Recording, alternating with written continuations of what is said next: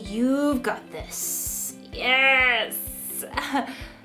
You ever notice with games like this, there's never really a winner. There just seems to be one big loser. That's how I feel with most games. It doesn't seem to matter how much I practice, I can't ever seem to win. It's true with everything. Badminton,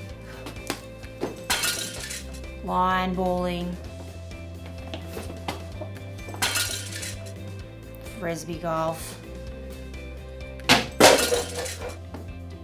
It can be kind of discouraging. I need a little cheering up, which is where friendship comes in. Friendship is using your words and actions to show others you care. Sometimes it helps to have friends around to kind of be like cheerleaders. Come on, Haley, hit that birdie over the net all the way to Camp Birdie. You've got this, Haley. Concentrate. Concentrate. Okay.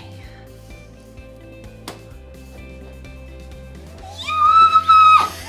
Woo! I knew you could do it. Woo! A little encouragement goes a long way. And in today's story, you'll learn about two guys whose friendship was built on encouragement.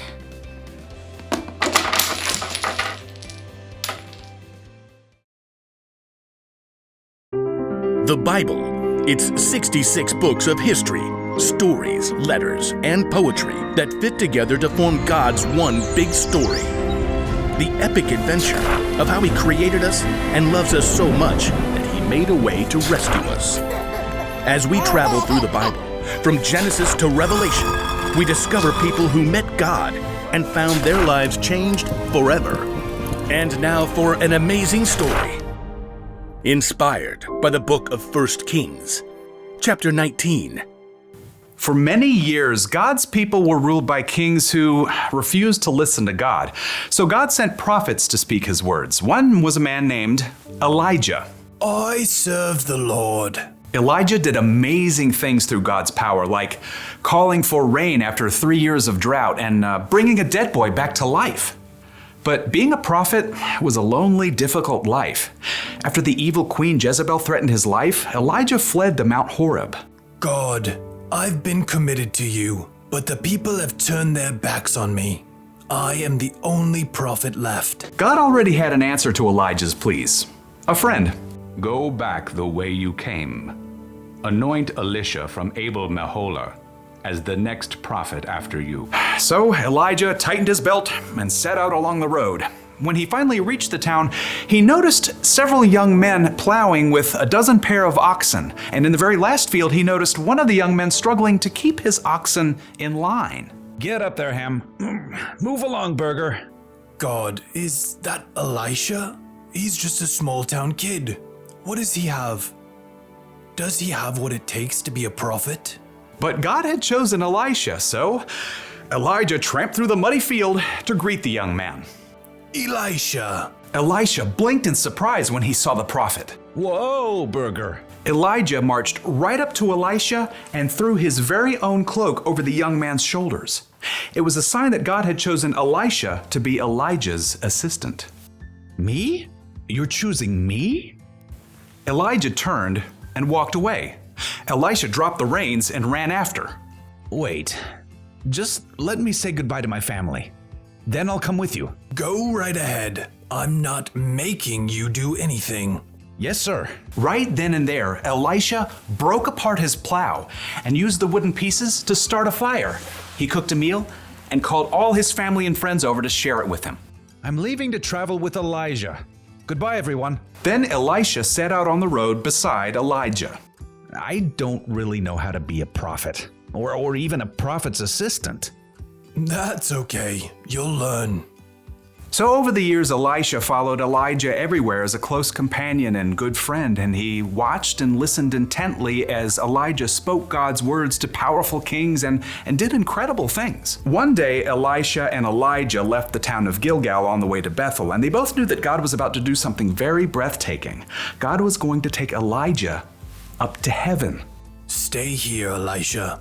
The Lord has sent me to Bethel. Elisha wasn't about to leave his friend to go it alone. As sure as the Lord and you are alive, I won't leave you. At Bethel, the same thing happened. Stay here, Elisha. The Lord has sent me to Jericho. As sure as the Lord and you are alive, I won't leave you. It happened once again in Jericho.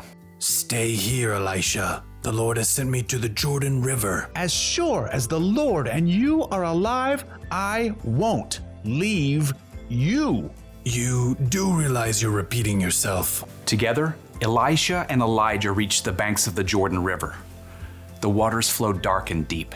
Elijah removed his coat and rolled it up. And then he struck the river. Immediately, the waters parted to the right and left. Elisha and Elijah walked across the river on dry ground. They reached the opposite bank. Tell me, what can I do for you before I'm taken away? Elisha didn't want to lose his friend and mentor, Elijah, but he'd learned many things in the last few years. Please, give me a double share of the Spirit God has given you. Only the Lord can do that. But if you see me when I'm taken away, that means you will receive what you've asked for. Elisha nodded, and the two men walked on in silence. Suddenly, a wild wind whipped up, and a chariot and horses appeared, blazing with fire. Elijah. The flaming chariot flew down right between the two men. It caught up Elijah and carried him up to heaven, driven by a strong wind. Elijah, you are like a father to me. Elisha stared into the sky until the last breath of wind and the final hint of flame were gone. Then in great sorrow, he tore his own clothes. My best friend is gone. Glancing down at the ground, he saw Elijah's coat. Carefully, he picked it up. I wonder. Elisha hurried back to the bank of the Jordan River. Again, the water flowed hard and fast. On the opposite bank, a group of prophets from Jericho watched. Look, there's Elisha. But where's Elijah? Across the river, Elisha twisted up Elijah's coat. He called out in a loud voice, Where is the power of the Lord? Where is the power of the God of Elijah? Then Elisha struck the water just as Elijah had done. And just like what happened before, the waters parted to the right and left. The prophets from Jericho stared in amazement as Elisha crossed the river on dry land. The Spirit God gave to Elijah has been given to Elisha. It was true. Elisha had been faithful to follow and learn from Elijah for many years, and now God's Spirit was with Elisha just as it had been with his friend.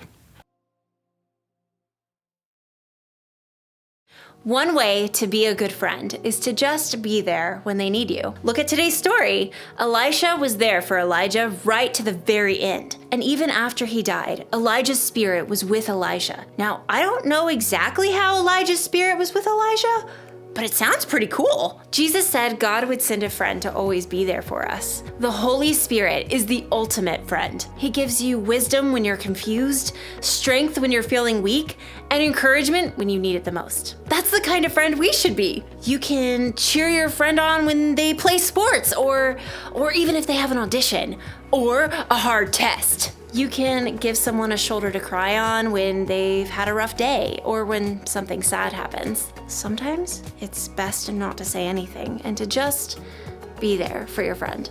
Just think of how you'd like someone to encourage you if you felt that way. So here's the one thing to remember today. Friends encourage one another. Encouragement may not make problems go away or make people any better at games, but it can remind them that they're loved and that they're not alone. And sometimes that's enough.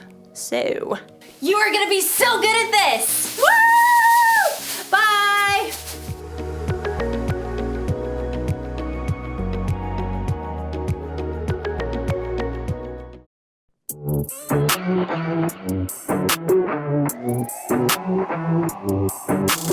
Jesus, you have been so faithful.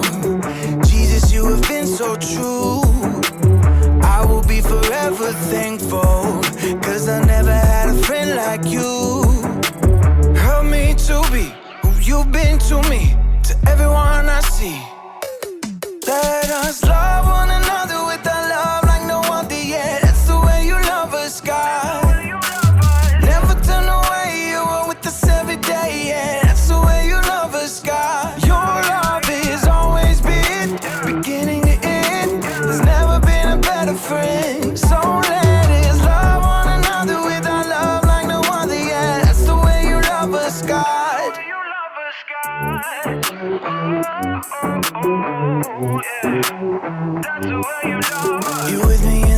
darkest valley.